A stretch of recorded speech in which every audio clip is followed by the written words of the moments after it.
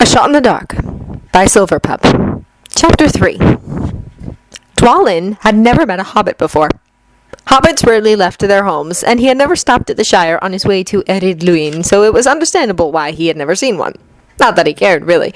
He had met enough races in his life at that point, and all of them turned out to be made of the same cloth. A greedy, hateful, ugly cloth. But Bilbo Baggins was different. It was not his kindness or generous behavior that threw him off. He had met others before who were kind to dwarves, stemmed from pity more than anything else, bastards. And it was not his willingness to go along on their quest, either. Being promised a reward from the coffers of Erebor would motivate anyone, after all. No, what threw him off were not the actions or words from the hobbits. It was simply the way he looked at them. For most of his life, Dwalin had been regarded by other races as a stupid and greedy barbarian. He had grown used to being seen as something lesser just because he was shorter than men and sported a beard that he was sure the weed-eaters were simply jealous of. He never liked it, and never would, but he had come to accept it as just another fact of life. But Bilbo Baggins did not look at him as if he were scum or trouble. He did not look at him with pity or mistrust. He did not even flinch in fear of his weapons or beard or many, many scars. No, he did not do any of the normal things that Dwalin had come to accept and even expect on some level. Instead, Bilbo Baggins looked at him the same way a lad looked at his first weapon, as if he was something wondrous and amazing and unreal. It was unexpected. He did not know Bilbo Baggins. He had done nothing to earn such a look from the hobbits. He had not been friendly or even kind to the hobbits. Dwalin did not understand why he deserved such a look. However, for all his confusion, he did not deny that some part of him was pleased. It had been so long since anyone, even among his own kind, had given him such a look. It made him feel as if he was worth something again. That he wasn't just a wandering old dwarf looking for a home, but a mighty warrior with the blood of an ancient line running through his veins. Rather funny, really, he mused, glancing behind at the humming burglar riding along on the pony. Never thought a hobbit could make me feel like a dwarf again. Bilbo had never enjoyed riding. Oh, he liked the animals themselves well enough, and had grown quite fond of a few ponies during his time traveling. But the riding itself he did not enjoy. Hobbits simply weren't meant to be removed from the ground in any manner.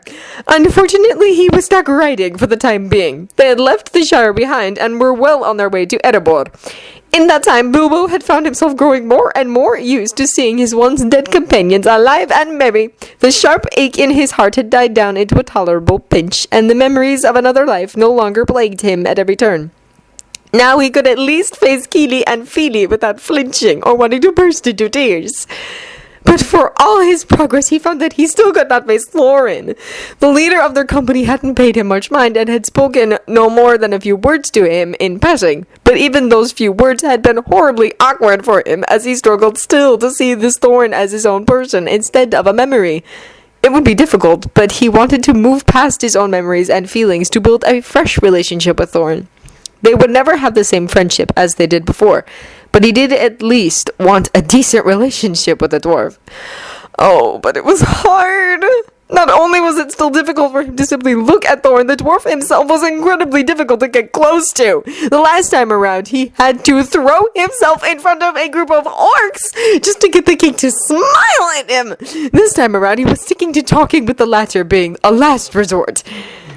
It was not only Thorin that he found himself struggling to win over. He noticed Gandalf had been watching him with that same look he used to, and eventually would again, give Meriadoc Brandybuck and Pettigrew Duke whenever they got too close to the fireworks. He was expecting such a look, but that didn't mean he enjoyed being mistrusted by his oldest friend. "Mr. Bilbo, would you like to taste the soup?" Momber asked, pulling him from his thoughts. The redhead was sitting before a large pot and stirring it with slanted brows and pursed lips. Momber had always taken his cooking very seriously. "Of course!" The hobbit carefully took the ladle handed to him and took a sip of the soup. It was a simple meal of meat and broth, but the spices brought it to life. "Delicious! Do I detect a hint of parsley?" Bomber beamed. "Aye, parsley and basil to bring out the lamb. I believe I detected rosemary in the beef you served us, yes?" "Yes, from my mother's herb garden. She was an excellent cook and had a way with plants. I took over the care of the garden after her death, but I'm afraid I lack any real skills. It is enough that I can keep them alive at all." I'm sure your mother appreciated the sentiment, interjected Beaufort, flopping down between the two in a graceless heap. He hijacked the litter from Bilbo and finished the rest of the soup in one gulp. I'd say it's ready to be served, he informed his brother, handing the ladle back. Shall we call the others? Not until Mr. Bilbo gets his portion, Bumber declared fiercely, already scooping some salt into a clay bowl. The rest will devour the soup without any mind to our smaller comrades. Beaufort nodded in agreement, while the hobbit in question scowled. You do not need to treat me any different from the others, he protested. I may be a hobbit, but that does not mean I'm really so different from the rest of you. I don't need special treatment. Bumber ignored his words and simply handed him a bowl. Here you go, eat up now. Don't bother arguing with him. Once Bumber makes a choice, he sticks with it, Beaufort explained as he grabbed his own bowl and held it out to be filled. Hey, are you eating with that us? Feely and Keely joined them around the pot of stew, both slightly out of breath from sparring. Most of their company had been watching them and either taken to yelling out suggestions or cheering them on. Bilbo recalled them doing such a thing often the last time around, though he couldn't remember if there was ever a winner. Why did you start serving without telling me? You know how hungry I get kicking Feely around, Keely complained, reaching over to swipe a taste of Bilbo's soup with 2 fingers. Hey, didn't your mother ever tell you that it's rude to put your fingers in other people's food? He complained, attempting to smack the wandering fingers with his spoon, only to miss. Keely widened his eyes and bit his lower lip in a manner that he recognized all too easily. He remembered the young dwarf pulling such a move to get his way or to make up whenever he did something foolish. Unfortunately for him, that face only worked on his brother and uncle and sometimes Dwalin. Don't even try those eyes on me. I lived among baby hobbits. Come near me again and I'll crack your fingers, he warned, waving his spoon to get his point across. Long lost friend or not, you did not come between a hobbit and his meal. Looks like our burglar has a pair after all, Feely snickered as he went about the more sensible task of getting his own bowl of stew instead of trying to steal one. Obviously, how else could he have talked back to Thorin? Beaufort pointed out. And joined us on a quest against the dragon, reminded Bumber. Which, by the way, I still don't get. Why did you decide to come with us? Wondered Keely, deciding to steal from his brother now after being shooed away from Bilbo's food. His theft was rewarded with a swift elbow to the side that was ignored. Bilbo stirred his food thoughtfully. Why did he join them the first time around? Was it really just for an adventure? Or had their song and tale truly touched him? He knew that was why he had decided to stay later, but it was still important to him now. But he honestly could not recall what had influenced him into running after them that morning so long ago. Your goal is a noble one, he finally answered. You don't have a home anymore. It was stolen from you. So I will try to help you get it back if I can. The dwarfs around him paused and stared at him with a look that was much like the one they had given him the first time he had said that.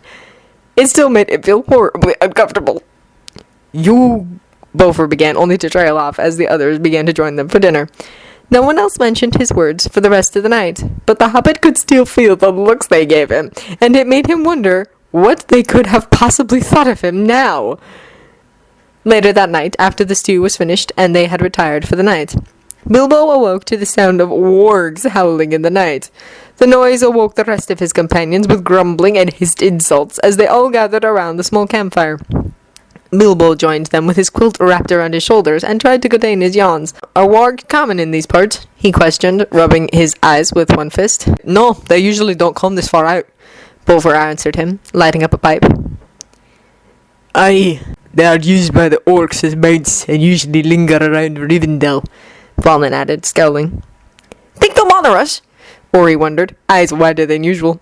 Not if we keep moving. We leave it alone, Thorin commanded, stalking off to the edge of the cliffs to overlook the canyon below. He seems angrier than usual, Bilbo noted, hinting at the untold story that he knew they all needed to hear. Aye, Durin has more than enough reason to hate those foul beasts, Balin answered dutifully, and then launched into a heroic and tragic tale of an attempt to reclaim the lost kingdom of Moria from the dreaded orcs.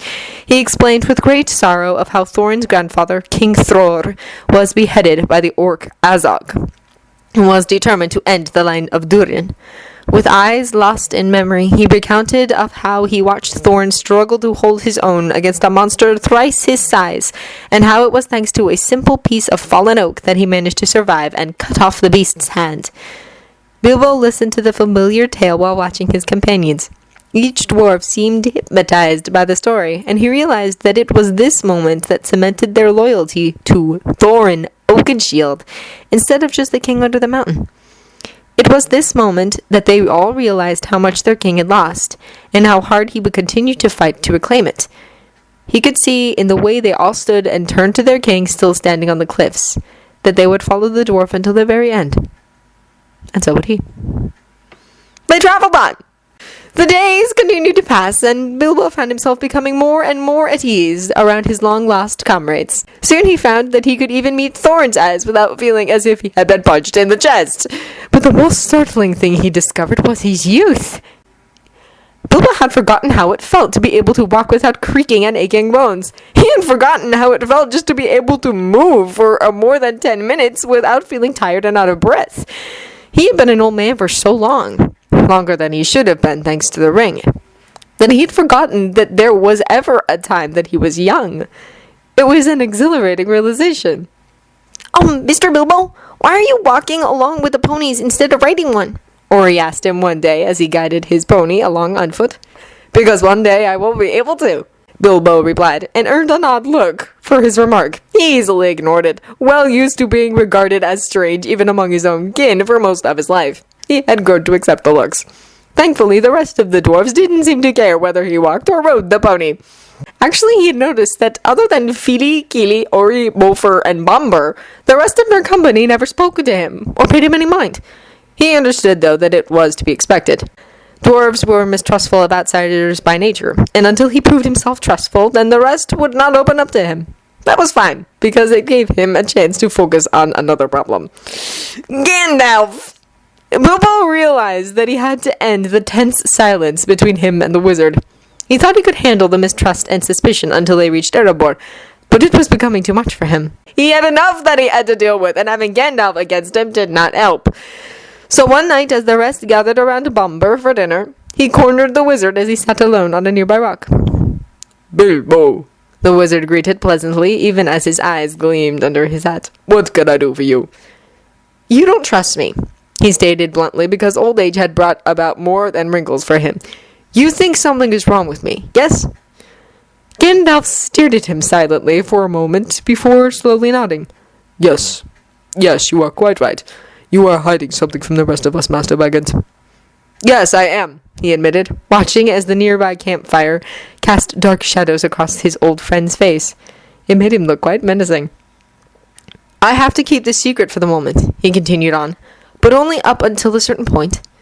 What is the reason for this secret? Questioned the wizard. What are the consequences if you speak of it?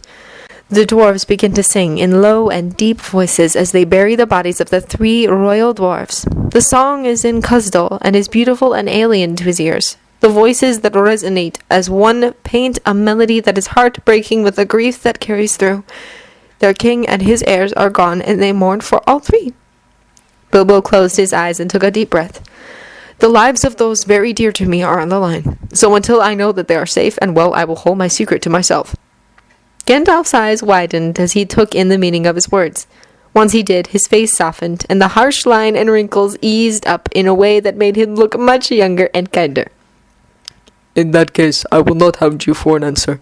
I will wait for you to come to me in your own time, the wizard said, giving him the same smile he shared whenever Bilbo had done something foolish, and then attempted to make up for it. It made his heart hurt a little to see it again in this lifetime. Thank you, Master Gandalf. I do appreciate your trust in me, he replied, giving the wizard a small smile, and I promise that it will not be misplaced. And I am sorry that I cannot speak to you of the truth. You are a good and noble person, but you may make things worse in your attempts to help. I do not even know the consequences of my own actions at this point, let alone what you may cause. So all I can do is to try and change things and hope that my choices don't condemn us all. Gandalf simply kept smiling his kind smile. I'm sure it won't, Bilbo. I'm sure it won't.